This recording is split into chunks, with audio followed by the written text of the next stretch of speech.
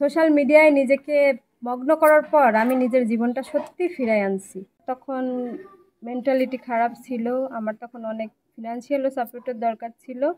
সব কিছু মিলে আমাকে দিয়ে যে ডিরেক্টর প্রডিউসাররা কাজ করাইছে তাদের চ্যানেলে, তারা আমাকে ওইভাবে করে নিয়েছে, মানে ওইভাবে শো করছে।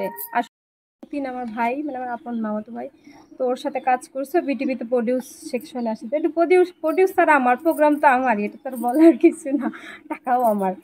তো যাই হোক, আমি কিন্তু বরাবর টাকার পাগল, সব মেয়েরাই পাগল, এটা অস্বীকার করার কিছু নেই। তারপর প্রোগ্রাম করতেছি একটা পর্যায়ে এসে বয়ফ্রেন্ড তো অনেক ইমোশন, আমিও অনেক ইমোশন, ফার্স্ট লাভ সব কিছু বাদ দিয়ে আবার হুজুর হয়ে গেলাম, ঘরে চলে গেলাম। হঠাৎ করে একটা টাইমে কোনো কিছু না, মানে যেহেতু জার্নি করা অনেক পছন্দ, জার্নি লাভার, অনেক জায়গায় যাই, কোনো জায়গা বাদ নাই। তো সেন্ট মার্টিন, তো ওখানে যে মানে ভিতরে বিভিন্ন কাহিনী গেছে, ওটা পরে আবার আর এক গল্প বলবো।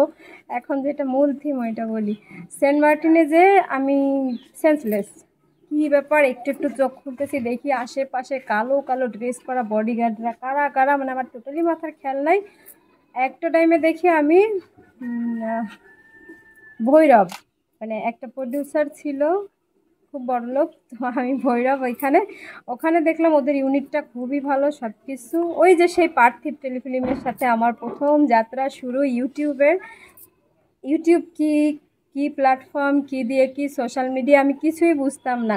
ওই যে পার্থিব টেলিফিল্মে আমাকে বলতেছে, মানে ফার্স্টে ওরা আমার সিচুয়েশনটা হ্যান্ডেল করলো, ভাই ভাবি তারা খুবই ভালো ছিল, তারা আমাকে অনেক টেক কেয়ার করলো, মেডিকেল করে টোরে সুস্থ করলো, একটা সপ্তাহ রিল্যাক্সে রাখলো সেই আমার প্রডিউসার মনির ভাই, সবাই মিলে। তারপরে আস্তে আস্তে ওই যে পার্থিব টেলিফিল্মে আমার ইউটিউবের জার্নি শুরু হইলো। এখন আমি দেখতেছি যে আমার ইউটিউব সোশ্যাল মিডিয়াটা অনেক ভালো, মানে আমার যতই কষ্ট থাকুক না কেন, আমি যখন সোশ্যাল মিডিয়া আপনাদের সাথে লাইভে আসি, আপনাদের সাথে বিভিন্ন কাজ উপহার দিই, আপনারা কমেন্টস করেন যে সুফিয়ার সাথে আমাদের এই কাজটা ভালো লাগছে, তুমি আরেকটু কাজ দাও, এই কাজটা ভালো লাগছে আরেকটু কাজ দাও, মানে তখন কি পুরো দুনিয়া সব কিছু ভুলে যায়।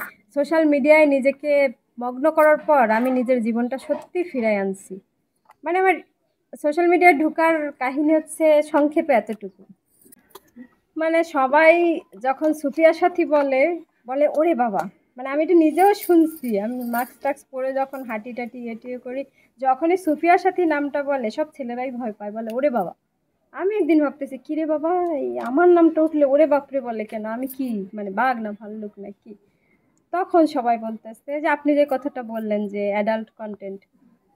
তো ফার্স্ট টাইমে যেটা আমি বললাম যে আমার যখন জার্নিটা ছিল সেই সময় ইউটিউবের এইরকম একটা সিচুয়েশন ছিল যে এই কন্টেন্টগুলো চলতো। আর আমার তখন মেন্টালিটি খারাপ ছিল, আমার তখন অনেক ফিনান্সিয়ালও সাপোর্টের দরকার ছিল। সব কিছু মিলে আমাকে দিয়ে যে ডিরেক্টর প্রডিউসাররা কাজ করাইছে তাদের চ্যানেলে, তারা আমাকে ওইভাবে করে নিয়েছে, মানে ওইভাবে শো করছে। আসলে আমি তো একটা মেয়ে মানুষ, আমি তো চাইনি যে এইভাবে নিজেকে শো করব, তারাই শো করছে। এখন ওখান থেকে তো আমি আর বেরোতে পারিনি, তাদের সাথে কন্টিনিউ কাজ করে আছি। তারপরে এখন যতটা পারি নিজে বুঝতে মানে শিখছি, এখন ওই কাজগুলো কমায় দিছি, ভালো কাজ করতেছি।